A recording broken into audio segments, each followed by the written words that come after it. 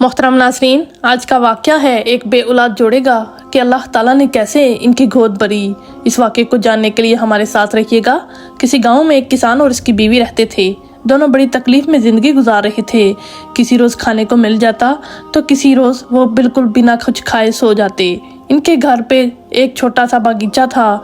इसमें किसान ने बैंगन के पौधे लगाए हुए थे, लेकिन किसी भी पौधे पर फल नहीं आया था। सिर्फ एक ही छोटे से पौधे पर बैंगन लगा था। एक रोज़ किसान ने अपनी घरवाली से कहा, देखो एक ही पौधे पर बैंगन आया है, इसीलिए इसे मैं बेचना नहीं चाहता, तुम्हारी क्या राय है।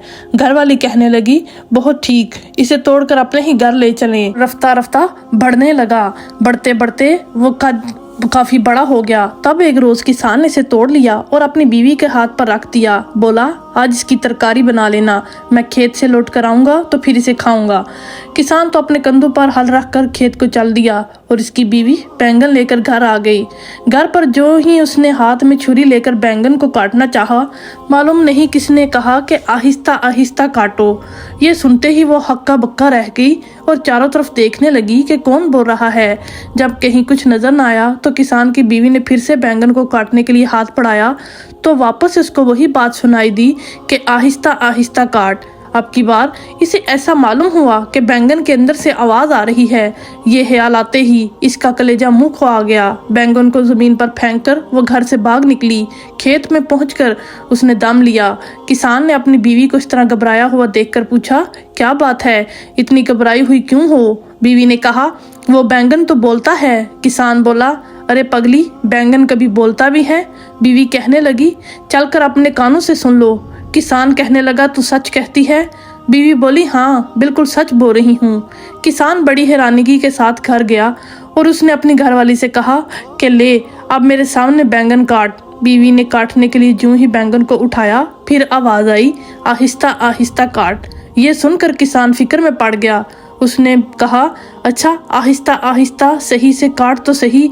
बीवी बैंगन को काटने लगी, लेकिन ये क्या, यूं ही बैंगन के दो टुकड़े हुए तो इसके अंदर से एक निहायत खूबसूरत लड़की निकल पड़ी के रंग रूप से चारों तरफ एकदम रोशनी सी हो गई। लड़की को देखकर किसान की बीवी बहुत खुश हुई। उसने कहा, हमारे तो कोई बेटा या बेटी नहीं है, सो मैं इसको बेटी बनाकर रखूंगी। ये बैंगन में से निकली है, इसलिए इसका नाम बैंगवती रखते हैं। और फिर उसने लड़की को उठाकर सीने से लगाया और इसका मुंह चूम चूम कर प्यार करने लगी। लड़की भी हंसने लगी। ये देखकर किसान बोला, गोद में बेटी तो आ गई, अब इसे खिलाए पिलाएंगे क्या, घर में ना तो दूध है ना इनाज। बीवी ने कहा, दूध नहीं तो क्या हुआ, अरे बैंगनवती बैंगन का रस पी पी कर जवान हो जाएगी, जाओ तुम अपना काम करो। जैसे जैसे बैंगनवती बड़ी बड़ी होती जा रही थी, उसका हुस्न और भी ज्यादा होता जा रहा था। किसी और लड़की का इतना हुस्न नहीं था जितनी वो इस पूरे मोहल्ले में खूबसूरत थी। एक रोज किसान अपने खेत में काम कर रहा था। बैंगनवती पास ही खेल रही थी। उसी वक्त राजा का वहां से गुजर हुआ। वो हमेशा बेस बदल कर अपनी रियाया की हालत देखने को निकलता था।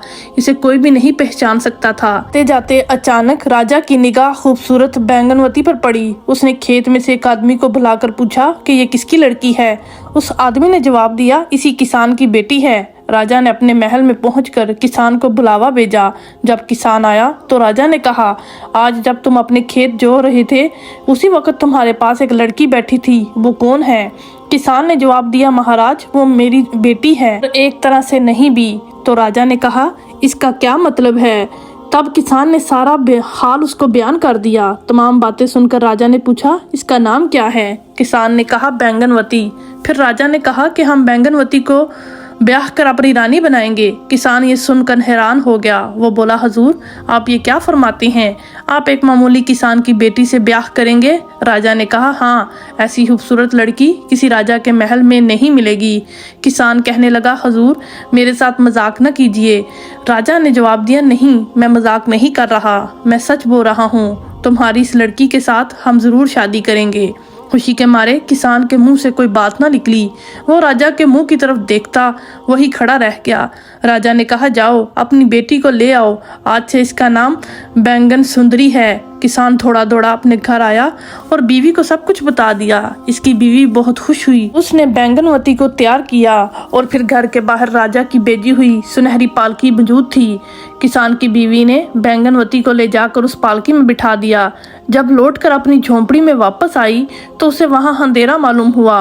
बेचारी की आंखों से आंसू टपकने लगे। सुंदरी को रानियों की तरह कपड़े और जेवर दिए गए। फिर धूमधाम के साथ ब्याह किया गया। बैंगनवती सच में बहुत खूबसूरत मुखड़ा लेकर आई थी। राजा अपनी सब रानियों में सबसे ज्यादा बैंगन सुंदरी को प्यार करने लगा।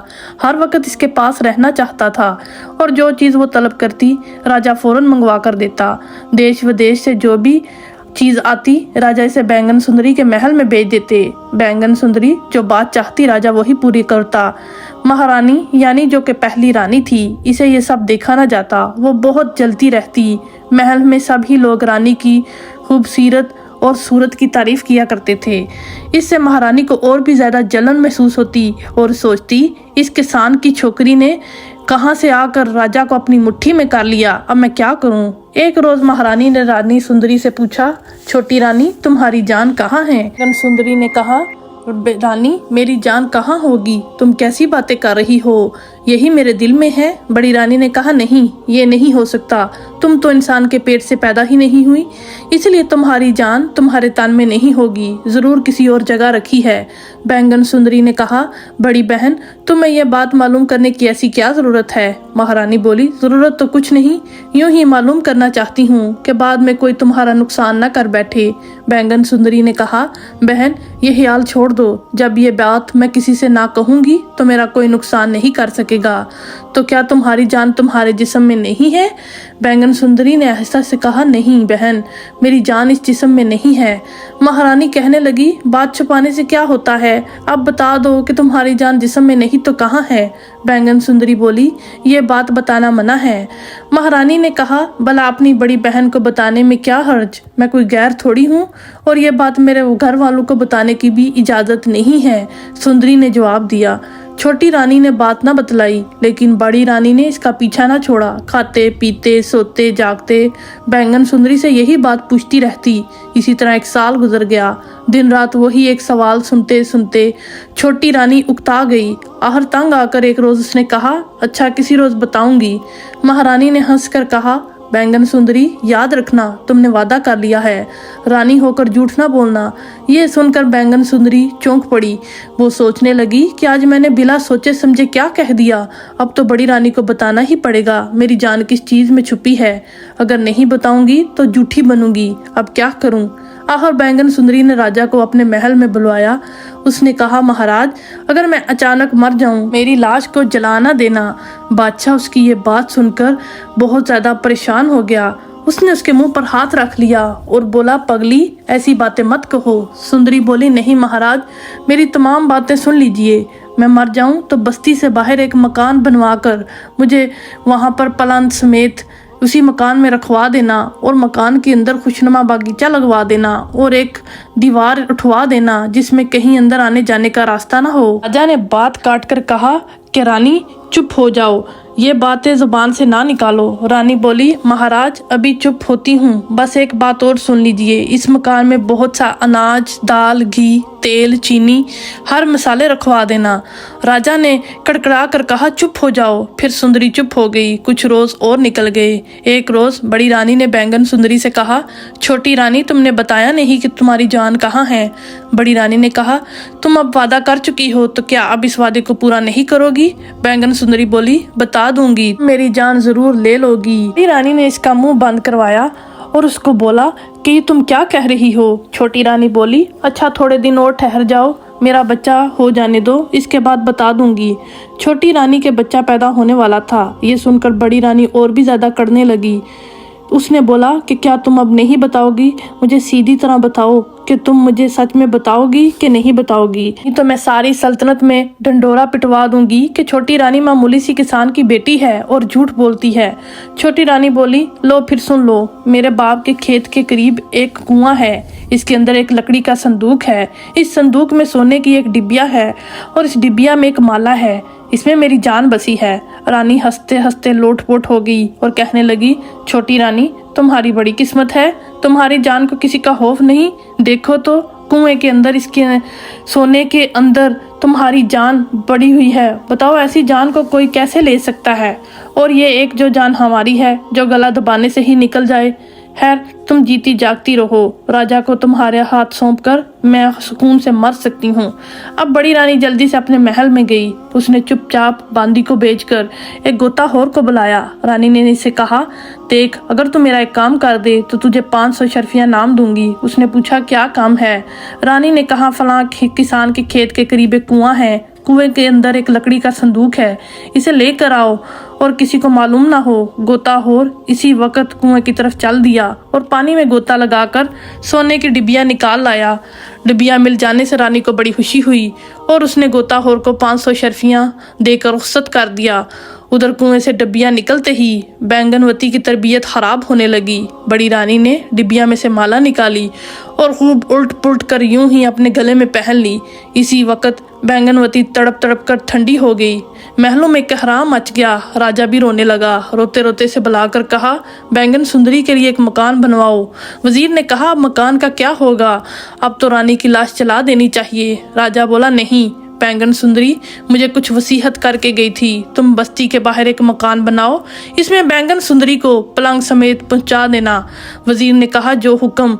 मकान बनवा दिया गया। फिर बैंगनवती को इस मकान के कमरे में लटाकर सब लोग बाहर निकल आए। मकान के चारों तरफ दीवार बना दी गई। ऐसे ही दिन गुजरने लगे। इसी तरह कोई 1 साल गुजर गया। सोत के मर जाने से बड़ी रानी बहुत ज्यादा खुश हुई। इसका कलेजा ठंडा हो गया। लेकिन राजा बैंगन सुंदरी को नहीं भूला था। छोटी रानी की याद आते ही राजा की आंखें डूब जाती। वो अक्सर दिल में सोचा करता कि बैंगन सुंदरी ने ये कहा था कि मेरी लाश को जलाना मत, तो क्या वो फिर से जी उठेगी? बैंगनवती के मकान को देखकर राजा ख्याल करता, जिस मकान के अंदर वो सो रही हो।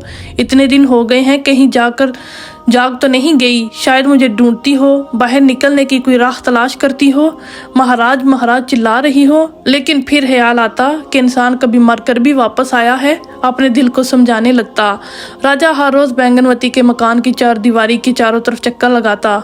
एक दिन अचानक राजा ने बच्चे की आवाज सुनी तो ये सुनकर चौंक पड़ा और सोचने लगा, यहाँ बच्चा कहाँ से आया? राजा दीवार फैलाकर मकान के अंदर गया और क्या देखता है कि बैंगन सुंदरी तो सोने के पलंग पर मुर्दे की मानद पड़ी है, लेकिन इसके पास एक निहायत खूबसूरत लड़का लेटा हुआ है, रो रहा है। राजा ने लड़के को उठाकर छाती से लगाया। वो बच्चे को प्यार करने लगा। थोड़ी देर में बच्चे को नींद आ गई तो राजा ने इसे बैंगन सुंदरी के पहलू में लटा दिया और खुद दीवार फैलाकर बाहर चला गया। महल को जाते जाते राजा सोचने लगा कि हो ना हो ये बच्चा जरूर बैंगन सुंदरी का है, और राजा को बच्चे पर बड़ा प्यार आया। दूसरे दिन वो फिर वहां गया और बच्चे को गोद में उठाकर प्यार करने लगा। लेटते वक्त वो बच्चे के हाथ में खिलौना और मुंह में चूसनी दे देता। अब तो राजा हर रोज बैंगनवती के घर जाने लगा। वो बच्चे को तरह तरह के खिलौने और खाने पीने की चीजें ज्यादा से ज्यादा देख कर आता और हर रोज देखता कि बैंगनवती जिस तरह थी इसी तरह पड़ी है, कोई तब्दीली नहीं हुई। रफ्ता रफ्ता दिन गुजरते गए और बच्चा बड़ा होने लगा। जब वो कोई 2 साल का हो गया तो टूटे पुठे अल्फाज में कुछ बोलने भी लगा। राजा ने एक रोज बैंगनवती की तरफ इशारा करके बच्चे से पूछा, ये कौन है? बच्चे ने कहा, माँ। राजा ने पूछा, तुम्हें खाना कौन खिलाता है? बच्चे ने कहा, माँ। राजा ने पूछा, कब? बच्चा बोला, रात को। ये सुनकर राजा को बड़ी हैरानी हुई। उसने बच्चे से कहा, तुम अपनी माँ से कहना, राजा जी पूछते थे कि तुम दिन को क्यों सोती हो और रात को क्यों जागती हो। बच्चा बोला, अच्छा पूछूंगा। उस रोज राजा बहुत सी मठियाइयाँ लेकर आया और बच्चे को पेट भरकर खिला पिलाकर अपने महल लौट आया। रात को बैंगनवती रोज की तरह उठी। जब बच्चे को खिलाने लगी तो उसने कहा, अम्मा मेरा पेट तो भरा हुआ है। बैंगनवती ने पूछा, तुम्हारा पेट किस तरह भर गया? तो बच्चे ने राजा का बताया। वो ये पूछना चाहता है कि तुम्हारी माँ रात को क्यों जागती है और दिन को क्यों सोती है। बैंगनवती समझ गई कि राजा ने इसे आकर सब बातें देख ली हैं। उसने सोचा अब उससे छुपाने का कोई मकसद नहीं। उसने बच्चे से कहा, राजा जी तुम्हारे बाप हैं और अपने बाप से कहना कि महारानी की जान जिस माला में है वो माला बड़ी रानी के पास है। बड़ी रानी दिन भर इस माला को पहने रखती है, इसीलिए माँ सारा दिन बेहोश पड़ी रहती है। रात को सोते वक्त बड़ी रानी गले से माला उतार देती है, इसीलिए माँ जाग जाती है और फिर वो पलंग से उठकर नहाती धोती है और मुझे खाना खिलाती है। दूसरे दिन जब राजा आया तो बच्चे ने सारी बातें सुनाई। मामला राजा की समझ में आ गया। बड़ी रानी पर इसे बड़ा गुस्सा आया। दिल में कहने लगा, ठहरो, बड़ी रानी को तुम्हें हसद का मज़ा मैं सिखाऊंगा। महल में जाकर राजा ने बड़ी रानी से कहा, महारानी, हमारे एक दोस्त का लड़का बहुत खूबसूरत है, मैं इसको बहुत प्यार करता हूँ। एक रोज़ इसे यहाँ लाऊंगा। खूबसूरत बच्चा है। खूबसूरत बच्चे रानी को भी बहुत अच्छे लगते थे। वो बोली, अच्छी बात है, ले आना, मैं भी गोद में बच्चे को लेकर प्यार करूंगी। तो राजा ने कहा, वो बड़ा जिद्दी है, रो रो कर आफत खड़ी कर देता है। रानी बोली, इस बात की क्या फिक्र, महल में कोई क्या किसी चीज़ की कमी है? जो चीज़ मांगेगा वही दे दी जाएगी। तो बादशाह ने कहा, ठीक है, तो मैं इसे किसी दिन लेकर आऊँगा। ये कहकर राजा बैंगनवती के मकान पर गया और उस लड़के से कहा, देखो, जब हमारी रानी तुम्हें गोद में ले, इसी वक्त फौरन इसके गले की माला पकड़ लेना और जोर जोर से रोना शुरू कर देना। रानी जब तक तुम्हें माला ना दे तुम रोते रहना, समझ गए? इसी तरह पढ़ा सिखाकर राजा लड़के को बड़ी रानी के पास ले गया। रानी ने इसे प्यार से अपनी गोद में लिया और बोली, ये तो बहुत खूबसूरत है। वो बच्चा रानी के गोद में पहुंचते ही उसने गले की माला लेने के लिए रोने चिल्लाने लगा। रानी ने इसे बहलाने फुसलाने की बहुत कोशिश की, लेकिन वो किसी तरह चुप ना हुआ। तब राजा उदास हो गया और कहने लगा, आखिर वो क्या मांगता है? रानी ने जवाब दिया कि ये मेरे गले का हार मांग रहा है। तो राजा ने कहा, तो ये माला इसे दे दो, मैं तुम्हें इसी किस्म की दूसरी माला ला दूंगा। रानी बोली, ये माला तो मैं हरगिज नहीं दूंगी। राजा ने कहा, नहीं दोगी तो ये लड़का रो रो कर मर जाएगा। पराया बच्चा है, अपने घर लेकर आया हूँ, नई मुसीबत ना आ पड़े।